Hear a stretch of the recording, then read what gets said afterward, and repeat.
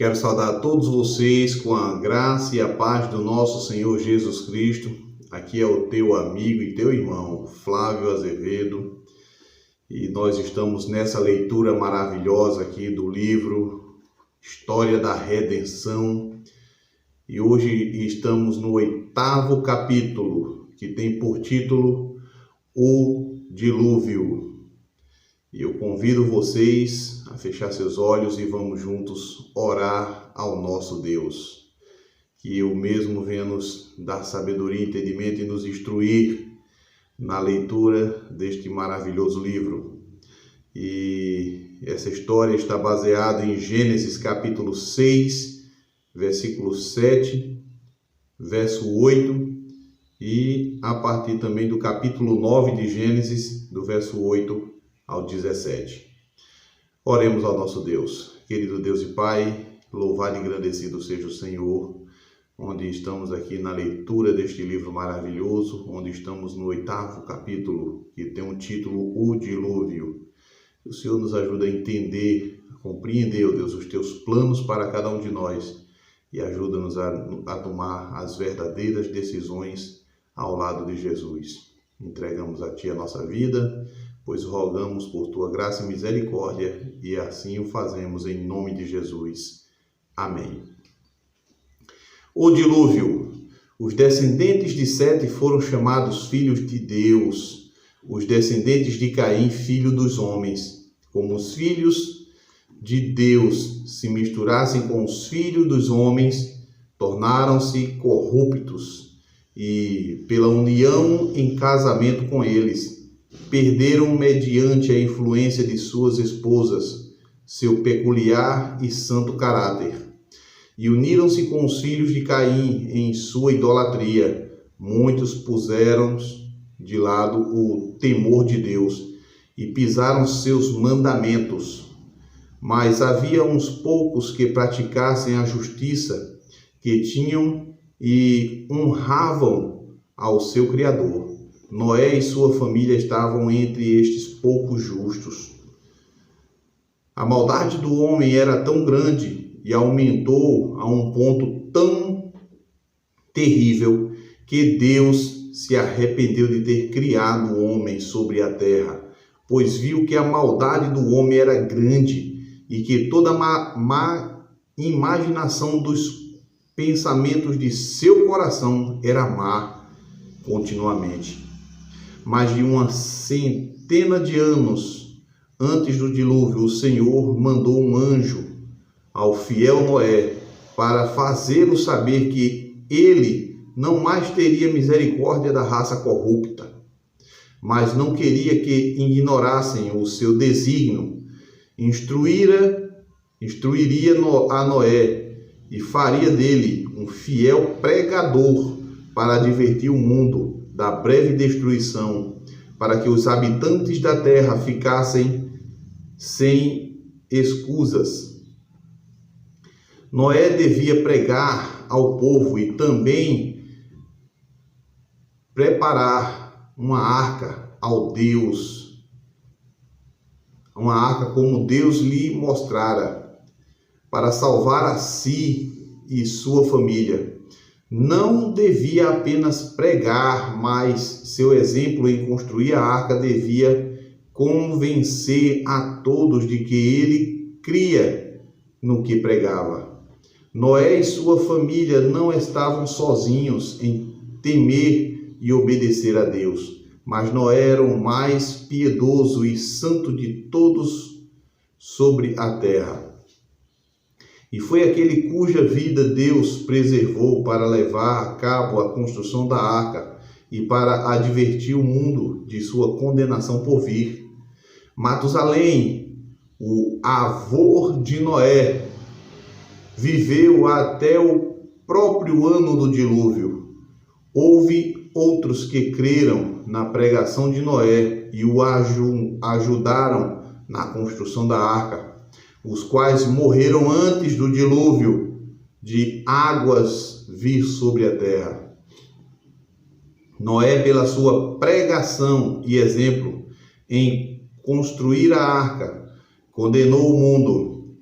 Deus deu a todos que desejassem a oportunidade de arrepender-se e voltar-se para Ele, mas não creram na pregação de Noé. Zombaram de sua advertência e ridicularizaram a construção daquele imenso navio em terra seca. Os esforços de Noé para reformar seus compatriotas não tiveram êxito, mas por mais de 100 anos ele perseverou em seus esforços para que os homens se arrependessem e voltassem a Deus. Cada pancada desferida sobre a arca pregava para o povo. Noé dirigia, pregava e trabalhava, enquanto o povo olhava com espanto e o considerava um fanático, construindo a arca. Deus deu a Noé as dimensões exatas da arca e instruções explícitas com relação à sua construção em todos os pormenores. Em muitos sentidos, ela não foi feita como um navio, mas preparada como uma casa, a base como um casco que pudesse flutuar sobre a água. Não existia janelas nos lados da arca. Tinha 3 andares e a luz era recebida de uma janela na cobertura. A porta ficava ao lado. Os diferentes compartimentos para a recepção de diferentes animais foram feitos de maneira que a janela do alto iluminasse a todos. A arca foi feita de cipreste ou madeira de gopher, a qual estaria isenta de apodrecimento por centenas de anos. Era uma construção de grande durabilidade que nenhuma sabedoria de homem poderia inventar. Deus fora o planejador e Noé o construtor-chefe. Depois de Noé ter feito tudo ao seu alcance para fazer corretamente cada parte do trabalho, era impossível que ela pudesse por si mesma resistir à violência da tempestade que Deus, em sua ardente ira, ia trazer sobre a terra. O trabalho de acabamento da construção foi por um processo lento. Cada peça de madeira foi cuidadosamente ajustada e todas as juntas cobertas com piche. Tudo o que o homem podia fazer se fez para tornar feito o trabalho. E afinal, depois de tudo isso, unicamente Deus podia preservar a construção sobre furiosas e altas ondas, pelo seu miraculoso poder. A multidão, a princípio, aparentemente, recebeu a advertência de Noé, todavia não se voltou para Deus em verdadeiro arrependimento. Houvesse algum tempo a eles dado antes que o dilúvio viesse, no qual foram colocados em graça para serem provados e testados, falharam em suportar a prova. A degeneração prevalecente venceu-os e finalmente se uniram aos outros que eram corruptos, em escárnio e zombaria ao fiel Noé. Não quiseram abandonar seus pecados e continuaram na poligamia e condescendentes com suas paixões corruptas. Seu período de graça estava se aproximando do fim. Os descendentes e escarnecedores, os descrentes e escarnecedores, habitantes do mundo, iam ter um sinal especial do dilúvio, do divino poder de Deus. Noé tinha seguido fielmente as instruções dadas por Deus. A arca fora construída exatamente como Deus ordenara. Ele tinha estocado imensa quantidade de alimento para homens e animais. Depois que isto fora feito, Deus ordenou ao fiel Noé: entra na arca, tu e toda a tua casa, porque reconheço que tens sido justo diante de mim no meio desta geração. Os animais entram na arca. Anjos foram mandados a recolher todas florestas e campos, os animais que Deus havia criado. Os anjos foram adiante desses animais e eles os seguiam 2 a 2, macho e fêmea, e os animais limpos em porção de 7. Estes animais, desde os mais ferozes até os mais mansos e inofensivos, pacífica e solenemente marcharam para a arca. O céu parecia anuviado com pássaros de toda espécie.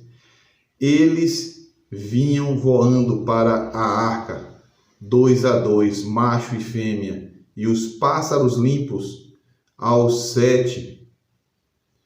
O mundo olhava com admiração, alguns com medo, mas eles tinham se tornado tão endurecidos pela rebelião que esta grande manifestação do poder de Deus teve apenas momentânea influência sobre eles. Por 7 dias os animais foram entrando na arca e Noé os dispunha nos lugares preparados para eles. Ao contemplar a raça condenada, o sol a resplandecer em sua glória e a terra vestida quase em edênica beleza, baniram seus temores crescente com divertimento ruidoso e com suas ações de violência. Pareciam convidar sobre si o castigo da ira de Deus, já despertada. Tudo estava pronto para o fechamento da arca, o que não podia ter sido feito de dentro por Noé. Um anjo foi visto pela multidão escarnecedora, descendo do céu, vestido com luz deslumbrante, semelhante a um relâmpago. Ele fechou a maciça porta e então outra vez tomou seu caminho de volta para o céu. 7 dias esteve a família de Noé na arca antes que a chuva começasse a descer sobre a terra. Foi nesse tempo que eles fizeram as adaptações para a sua longa permanência, enquanto as águas estivessem sobre a terra. E estes foram dias de divertimento blasfemo da multidão incrédula. Pensavam porque a profecia de Noé não se cumprira. Imediatamente depois de sua entrada na arca, que ele estava enganado e que era impossível que o mundo pudesse ser destruído por um dilúvio. Antes disso não tinha havido chuva sobre a terra. Um vapor erguia-se das águas que Deus fazia voltar à noite como orvalho para reviver a vegetação e levá-la a florescer. Não obstante a solene exibição do poder de Deus que tinham testemunhado, a inusitada ocorrência dos animais deixando as florestas e campos e entrando na arca, o anjo de Deus, vestido de luz deslumbrante e em terrível majestade, descendo do céu e cerrando a porta, ainda endureceram o coração e continuaram a divertir-se e zombar das notáveis manifestações do poder divino. A tempestade irrompe. Mas ao 8º dia o céu escureceu, o ribombo do trovão e o vívido resplendor dos relâmpagos começaram a terrificar os homens e animais. A chuva caía das nuvens sobre eles. Isto era algo que nunca tinha visto, e seu coração desmaiava de temor. Os animais vagueavam de um lado para o outro, no mais desenfreado terror, e seus gritos discordantes pareciam lamentar seu próprio destino e a sorte dos animais ou dos homens. A violência da tempestade aumentou até que a água parecia cair do céu como poderosa cataratas. As margens dos rios se rompiam e as águas inundavam os vales. Os fundamentos dos grandes abismos também se partiram.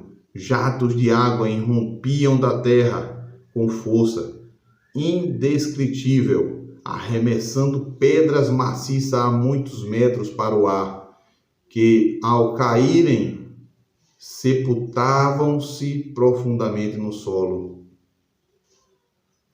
O povo viu a princípio a destruição das obras de suas mãos, seus esplêndidos edifícios e os belos jardins e bosques em que haviam colocado seus ídolos eram destruídos pelos raios do céu, e as ruínas se espalharam por toda parte.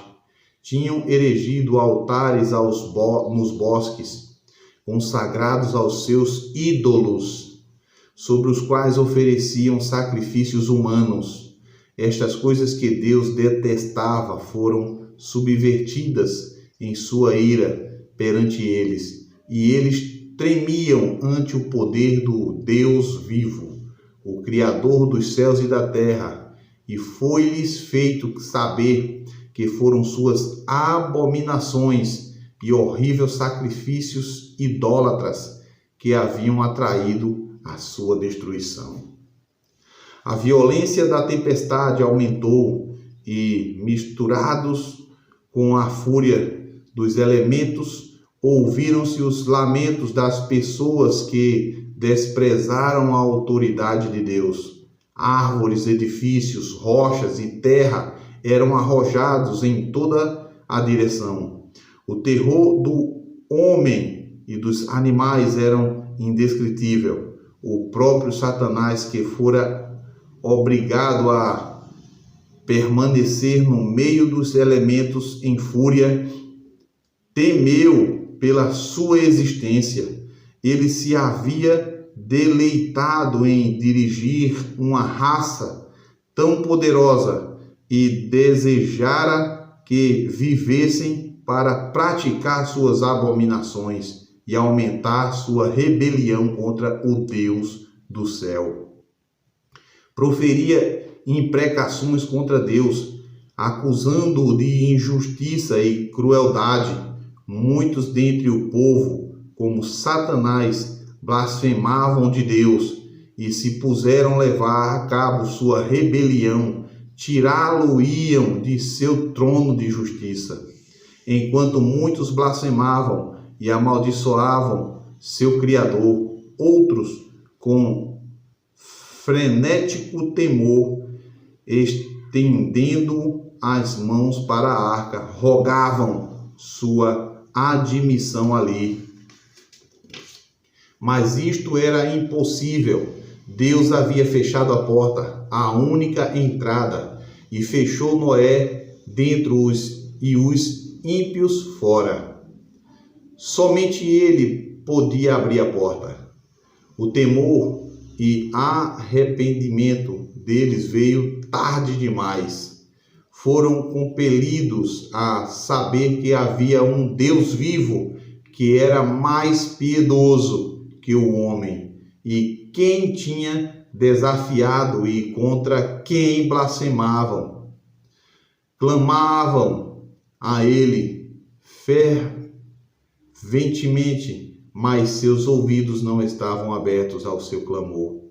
Alguns, em seu desespero, procuraram forçar a entrada na arca, porém a firme estrutura resistiu aos seus esforços.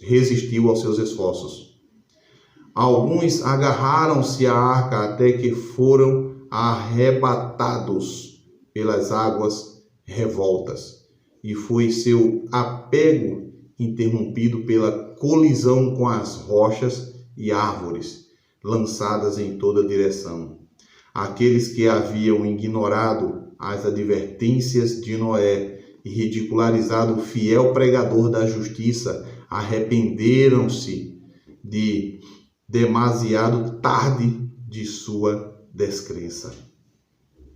A arca era severamente agitada e sacudida.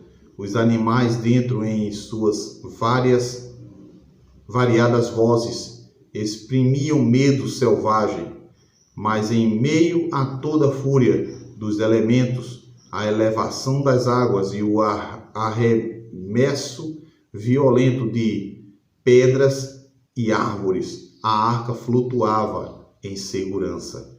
Anjos magníficos em poder guiavam a arca, preservando-a de danos. Cada momento durante a terrível tempestade de 40 dias e 40 noites, a preservação da arca foi um milagre do Todo-Poderoso Deus. Os animais expostos à tempestade corriam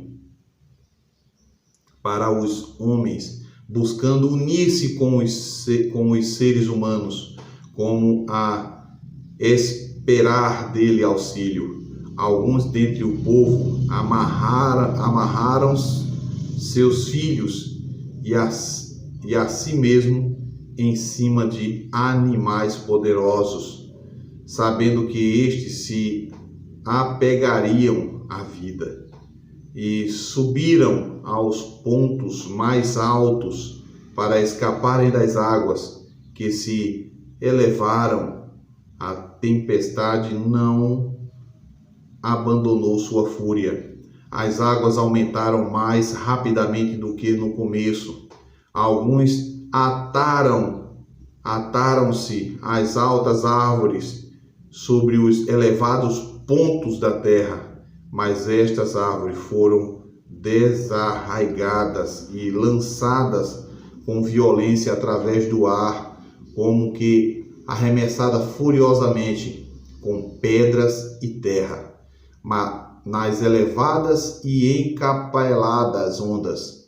Sobre os mais elevados pontos, seres humanos e animais lutavam para manter sua posição até que todos foram arremessados dentro das águas enfurecidas, que quase alcançavam os pícaros da terra. Os pontos mais elevados foram afinal alcançados e homens e animais igualmente pereceram pelas águas do dilúvio. Noé e sua família ansiosamente esperavam o decrescimento das águas, pois almejavam sair de novo à terra. Ele soltou um corvo que voava da arca para fora e voltara para a arca. Não obtendo a informação de que desejara, soltou uma pomba que, não encontrando onde pousar, retornou à arca. Depois de 7 dias, a pomba foi novamente solta, e quando se viu em seu bico uma folha de oliveira, houve grande regozijo por parte desta família de 8 pessoas, que tinha passado tão longo tempo fechado na arca. Novamente um anjo desceu e abriu a porta da arca. Noé podia remover a cobertura, mas não podia abrir a porta que Deus fechara. Deus falou a Noé mediante o anjo que abriu a porta e ordenou à sua família que saísse da arca, tomando consigo todos os seres vivos. O sacrifício de Noé e a promessa de Deus. Noé não se esqueceu de Deus, que graciosamente os havia preservado, e imediatamente erigiu um altar, tomando de todos os animais limpos e de todas as aves limpas, para oferecer uma oferta queimada no altar, mostrando sua fé em Cristo, o grande sacrifício, e manifestado sua gratidão a Deus por sua maravilhosa preservação. A oferta de Noé subiu a Deus como um cheiro suave. Ele aceitou a oferta e abençoou a Noé e sua família. Aqui uma lição é ensinada a todos os que vivem sobre a terra, que cada manifestação da misericórdia e amor de Deus para com eles, o primeiro ato de todos deve ser render-lhe gratidão e humilde adoração, para que não acontecesse que a acumulação de nuvens e queda de chuva enchesse os homens de um terror constante. Proveniente do medo de um outro dilúvio, o Senhor graciosamente encorajou a família de Noé com uma promessa: estabelecendo a minha aliança convosco, não será mais destruída toda a carne por águas de dilúvio, nem mais haverá dilúvio para destruir a terra. Disse Deus: este é o sinal da minha aliança que faço entre mim e vós, e entre todos os seres viventes que estão conosco, para perpétuas gerações. Porei nas nuvens o meu arco, será por sinal da aliança entre mim e a terra. Sucederá que quando eu, Deus, trouxer nuvens sobre a terra, e nelas aparecer o arco, então me lembrarei da minha aliança, firmada entre mim e vós, e todos os seres viventes de toda carne. E as águas não mais se tornarão um dilúvio para destruir toda a carne.